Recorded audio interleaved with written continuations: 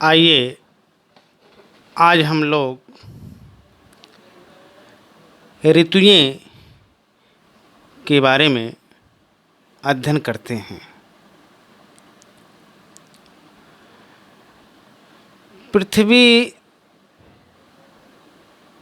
एक वर्ष में सूर्य का एक चक्कर लगा लेती है। ध्यान दीजिएगा, पृथ्वी एक वर्ष में सूर्य का एक चक्कर लगा लेती है, अर्थात एक परिक्रमा कर लेती है।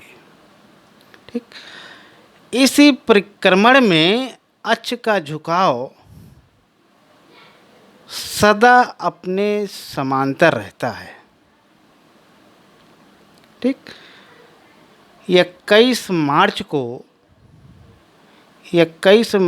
को सूर्य विषुवत रेखा पर लंबवत चमकता है। 21 मार्च को ये हमारी भूमध्य रेखा है, ये विषुवत रेखा है।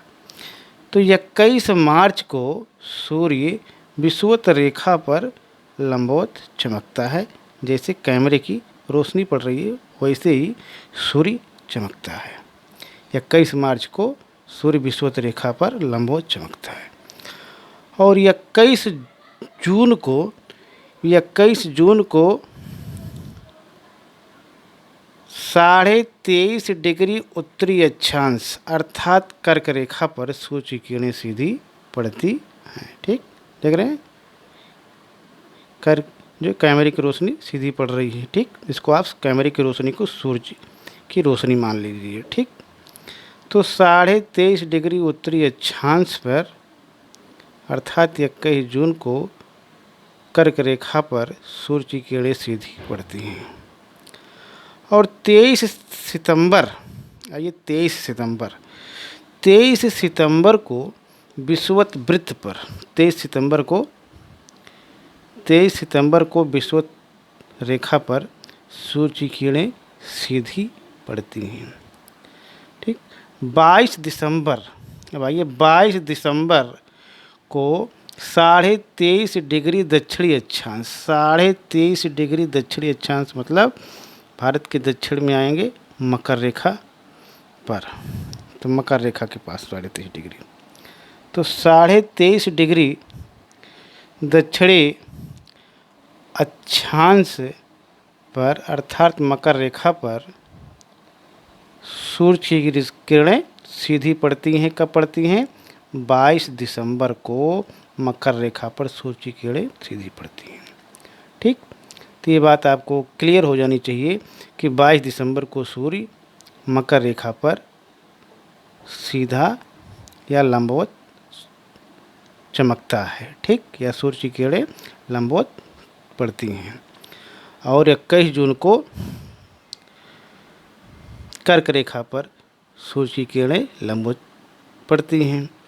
और 21 मार्च और 23 सितंबर को 2 तिथियों में विषुवत रेखा पर सूर्य की किरणें लंबवत पड़ती हैं।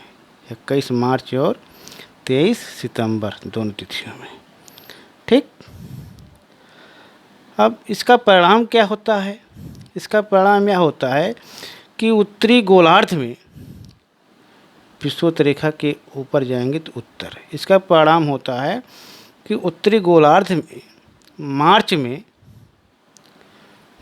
में बसंत ऋतु होती है। उत्तरी गोलार्ध में मार्च में बसंत ऋतु होती है। ठीक, अब जून में ग्रीष्म ऋतु होती है। मार्च में बसंत ऋतु होती है, जून में ग्रीष्म ऋतु होती है, सितंबर में शरद ऋतु होती है, दिसंबर में शीत ऋतु होती है। अब दक्षिणी गोलार्ध में ध्यान दीजिए, दक्षिणी गोलार्ध में ऋतु इसकी विपरीत होती हैं। ग्रीष्म ऋतु में दिन लंबे होते हैं। ग्रीष्म ऋतु में दिन लंबे होते हैं, रातें छोटी होती हैं। शीत ऋतु में दिन छोटे होते हैं, रातें लंबी होती हैं। बसंत और शरद ऋतुओं में बसंत और शरद ऋतुओं में दिन रात बराबर होते हैं। ठीक, मौसम सुहावना होता है। ठीक, एक बार ध्यान दीजिएगा और ध्यान से देखिएगा कि दोपहर को सूर्य की किरणें लंबवत पड़ती हैं। दोपहर को सूर्य की किरणें लंबवत पड़ती हैं, परंतु परंतु प्रातः और सायं ये किरणें तिरछी होती हैं। यही कारण है कि दोपहर को हमारी छाया छोटी होती है, परंतु सवेरे और सायं के समय बड़ी होती है।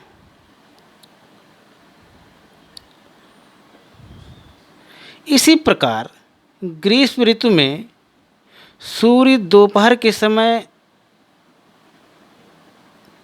शीत ऋतु की अपेक्षा अधिक लंबवत होता है। अतः ग्रीष्म ऋतु में साये छोटे होते हैं और शीत ऋतु में लंबे होते हैं। यहाँ पर एक और बात ध्यान देने योग्य है कि सूर्योदय के समय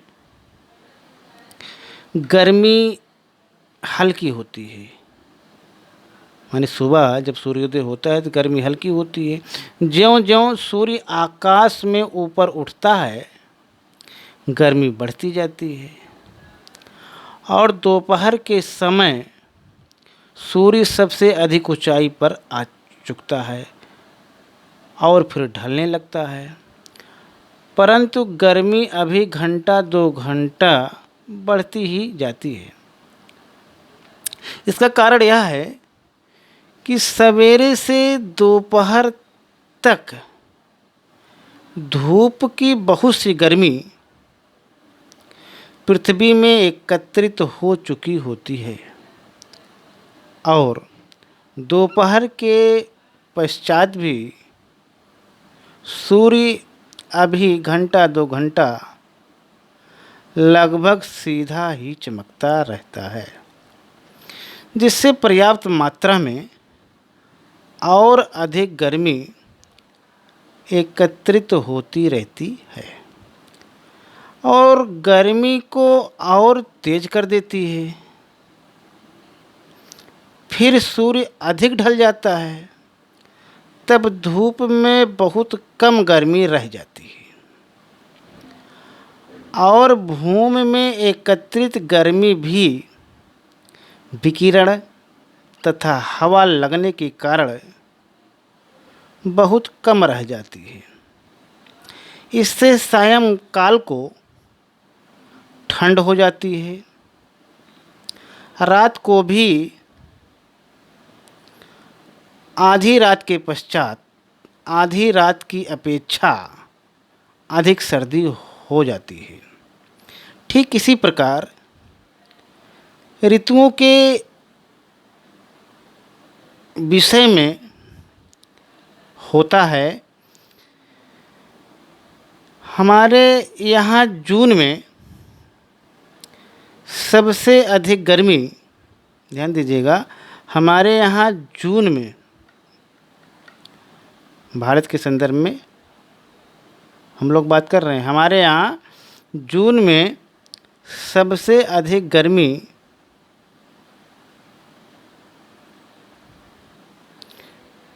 ना हो करके जुलाई के महीने में सबसे अधिक गर्मी होती है। ठीक, एक बार फिर से ध्यान दीजिएगा, हमारे यहाँ जून में सबसे अधिक गर्मी ना हो करके जुलाई के महीने में सबसे अधिक गर्मी होती है। और शीतकाल में दिसंबर की अपेक्षा जनवरी में सर्दी अधिक पड़ती है। ठीक, आज यहीं तक, धन्यवाद।